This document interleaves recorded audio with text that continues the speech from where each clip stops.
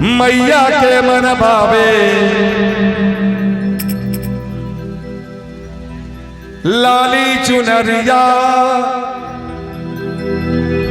मैया के मन भावे लाली चुनरिया, दरबार में आके चुनरी चढ़ाई दे। जय, आप भी बोलिए जय, तब मजा आएगा। मेरे बाद मैं बोलूंगा जय जय, हाँ ऐसे बोलिए, क्योंकि आप थोड़ा थोड़ा साथ देंगे तभी ना कलाकार गाएगा। आप शांत बैठ जाइएगा तो मजा ही नहीं आएगा।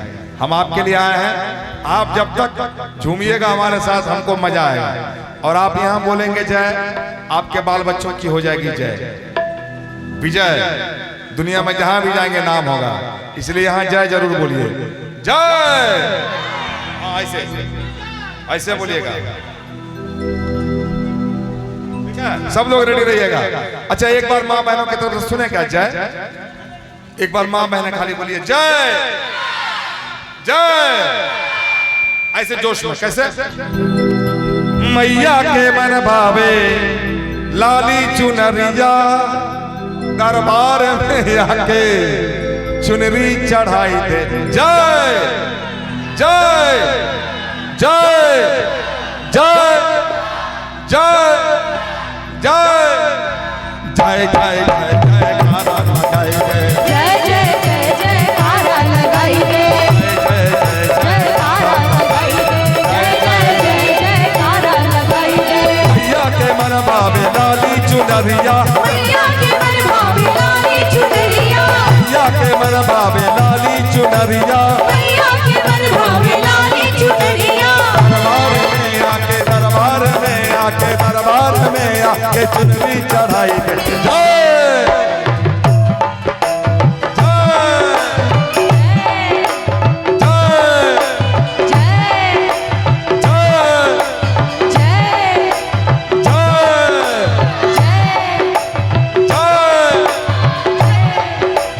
जय जय जय जय कारा लगाई दे। जय जय जय जय कारा लगाई दे। जय जय जय जय कारा लगाई दे। जय जय जय जय कारा लगाई दे।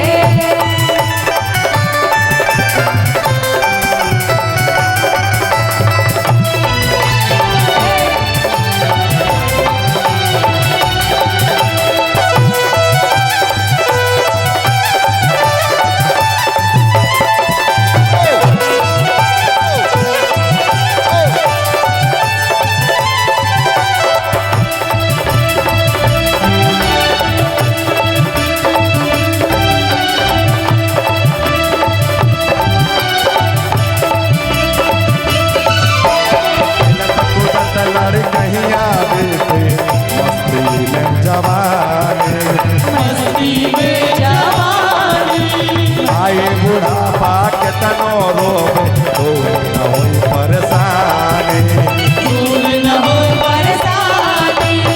लड़न कुदत लड़ी कहिया बेटे मस्ती में जवानी। आई बुढ़ापा के तनो रोवे, दूर न होई परेशानी। छोड़ रे मनहिया पे माया नगरिया, जय हो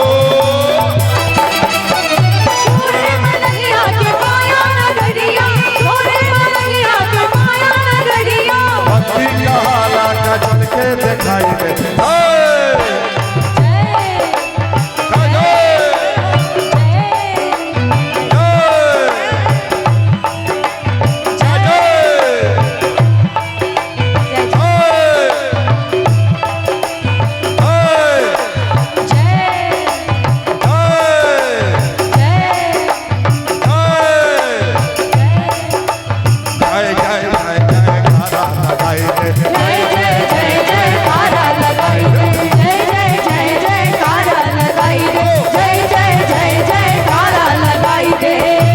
हमारे साथ तालियां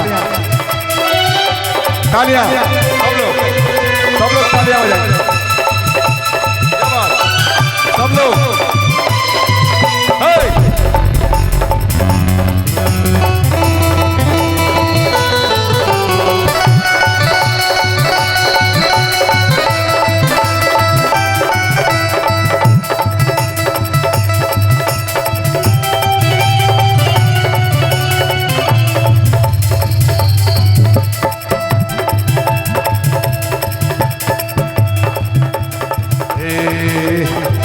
ऊंचे पहाड़ा वहाँ पे वैष्णो के मंदिरिया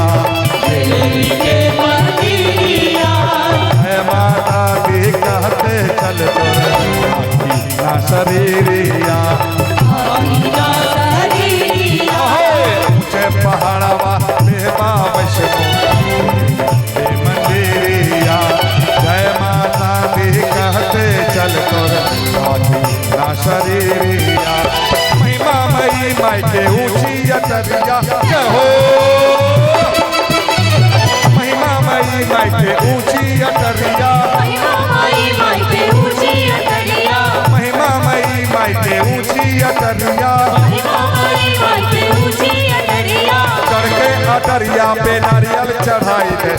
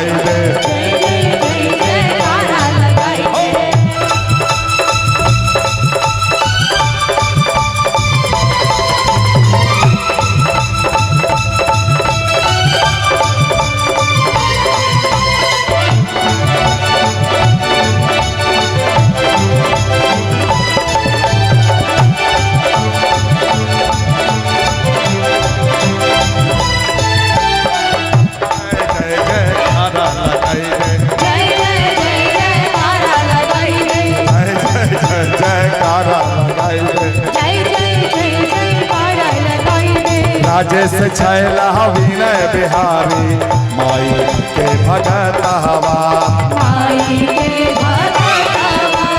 जोड़ ले पार मैया के गोड़वा से मेहनतवा राजेश छैला विनय बिहारी माई के भगत हवा जोड़ ले पार मैया के गोड़वा से मेहनतवा पर जई बेरते हुआ के मंदिरिया हो पर जई बेरते हुआ के मंदिरिया पर जई बेरते हुआ के मंदिरिया नर्तन के ते मान तरीका बढ़ाई दे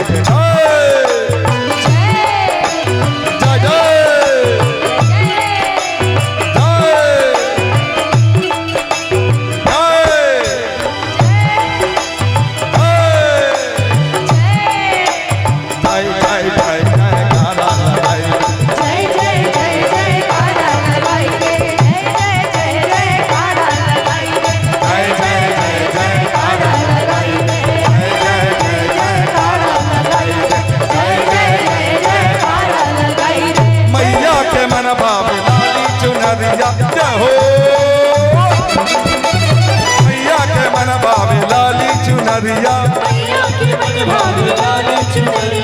मैया के मन भावे लाली चुनरिया